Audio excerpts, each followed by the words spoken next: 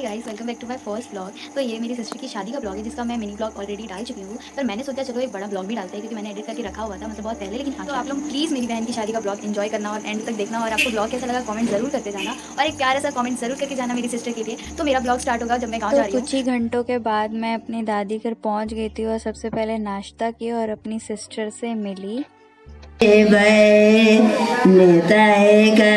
तो रात के हल्दी के बाद हमारा स्टार्ट हुआ मेहंदी नाइट, जो कि रात के 3 बजे तक चला था। थक गई थी मैं मेहंदी लगा लगा कर, फिर एक पराठा खाया और सो गई।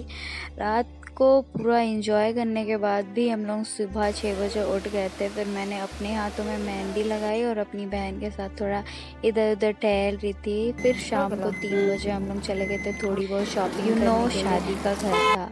फिर हम लोग जल्दी घर आ गए थे और रेडी होके हम लोग निकल गए थे, क्योंकि हमारा रास्ता ही मतलब 1.5 घंटे का था। तो फिर हम लोग जल्दी जल्दी पहुंच गए थे। और शादी मतलब मेरी मौसी और मेरी सिस्टर 2 लोगों की थी। तो मेरे नानी घर और दादी घर दोनों के लोग आए हुए थे, और डेकोरेशन भी गांव में ऐसे ही होता है तो अच्छा ही था। तो धीरे धीरे सब कोई आ गए थे, मेरी भाभी, मेरी बेटू और भी बहुत लोग आ गए थे। और उसके बाद यहाँ खाने का इंतज़ाम किया हुआ था, और मेरी बहन का कुछ रस्म हो गया था और कुछ होने वाला था। मैं उसी के साथ बैठी थी, उसे रेडी करना था, क्योंकि रेडी करने का मतलब सारा जिम्मेदारी मुझे मिला था। पहली बार किसी दुल्हन को रेडी कर रही थी, और वो भी मेरी सिस्टर को। तो मैं उसे बहुत प्यार से रेडी कर रही थी। लेकिन कहते हैं ना, कितना भी कुछ कर लो लेकिन भाभी लोगों के नजर में ननद बुरी ही होती। देख लो क्या बढ़िया हो लगा ऐसी भी ननद के भाभी गड़ो किस्मत लेना गाइस, वो प्यार से ही बोलती है, और थोड़ी नोक झोंक तो भाभी और ननद में होनी ज़रूरी है। देन हमारा सबसे फनी चीज़ ये हुआ था कि हम लोग दुल्हन का कपड़ा ही भूल गए थे, इसीलिए हमें बहुत ज़्यादा लेट हो गया था। वरमाला हमारा लगभग 3 बजे तरफ हुआ था, और बहुत जल्दी जल्दी सब कुछ हो रहा था। भगवान थे तो उन्होंने सब कुछ अच्छा से करवा दिया। फिर लास्ट में जयमाला हो गया दोनों का प्यार से। फिर मौसा मौसी का हुआ, उसके बाद जीजू आ गए थे, उनका वर पूजा हो रहा था। फिर उनको गाड़ी में बैठा के दोबारा मतलब और परछन करके लाते हैं मंडप में। फिर शुरू होती है रियल शादी, और मैं उस वक्त अपनी सिस्टर के साथ टाइम बिता रही थी, कुछ आखिरी के पल।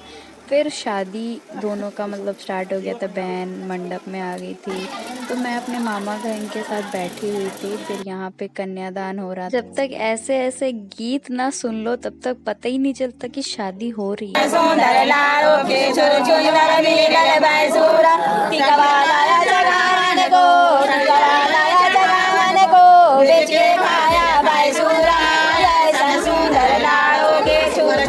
दोनों भाई थे तो दम तक दोनों भाई को गीत के बदले सुनाया गया। रात सुबह के बज गए थे 5 और हो गई थी शादी कंप्लीट।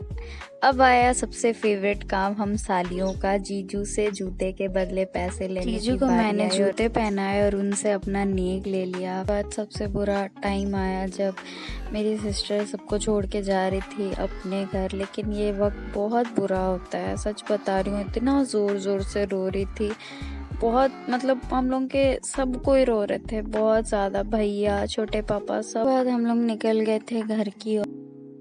हमारे यहाँ शादी से ज़्यादा इम्पोर्टेंट होता है गौना।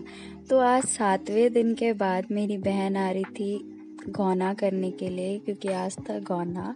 तो हम लोग ज़ोरों शोरों से तैयारी एकदम चालू थी। खाना बन रहा था, खस्सी वगैरह जो हम लोग में मेन होता है आज के दिन।